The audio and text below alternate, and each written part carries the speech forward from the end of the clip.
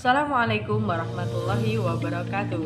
Perkenalkan, nama saya Eki Galusa Putri dengan nomor NIM 22170081 dari Prodi Ekonomi Syariah dari Fakultas Agama Islam Universitas Muhammadiyah Ponorogo.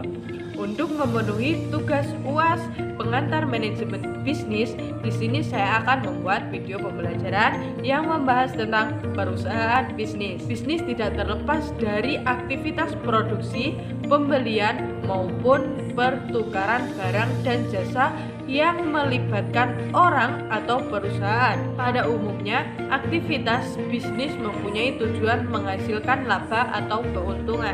Bisnis dalam artian luas adalah semua aktivitas dan pekerjaan yang mendatangkan keuntungan. Apa sih tujuan perusahaan bisnis? Perusahaan bisnis pada umumnya memiliki tujuannya masing-masing. Tapi pada umumnya, perusahaan bisnis memiliki dasar alternatif tujuan yang serupa. Secara umum, dasar alternatif tujuan-tujuan dari perusahaan bisnis antara lain memaksimalkan kesejahteraan pemegang saham.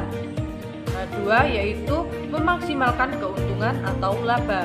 Selanjutnya, memaksimalkan nilai perusahaan, memaksimalkan kepuasan konsumen, mempertahankan kelangsungan hidup perusahaan, mengoptimalkan produktivitas karyawan, dan lain sebagainya. Peran penting etika bisnis yaitu membentuk suatu perusahaan yang kokoh dan memiliki daya saing yang kuat, serta mempunyai kemampuan menciptakan nilai yang tinggi, di mana diperlukan suatu landasan yang kokoh untuk mencapai itu semua. Berbagai permasalahan etika bisnis yang terjadi di beberapa bidang fungsi perusahaan, yaitu yang pertama, etika bisnis di bidang akuntansi.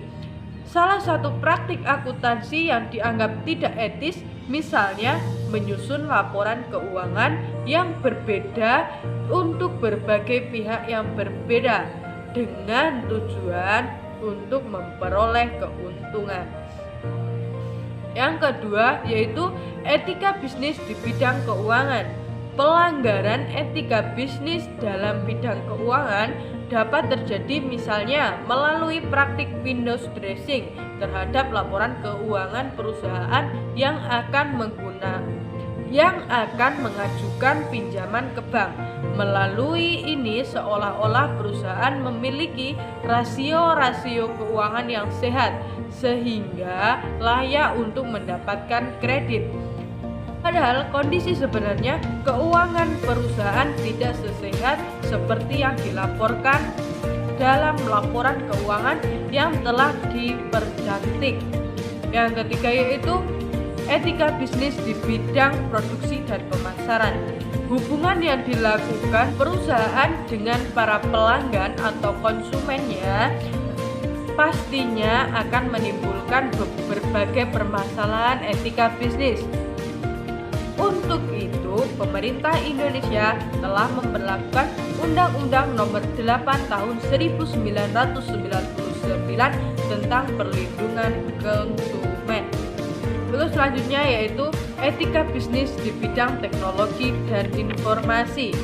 Hal-hal yang dapat memunculkan permasalahan etika dalam bidang teknologi informasi yaitu serangan terhadap wilayah privasi seseorang, pengumpulan, penyimpanan, dan akses terhadap informasi usaha terutama melalui transaksi e-commerce, pelindungan hak cipta yang menyangkut pembuatan software, musik, dan hak kekayaan intelektual. Dan yang terakhir yaitu fungsi bisnis.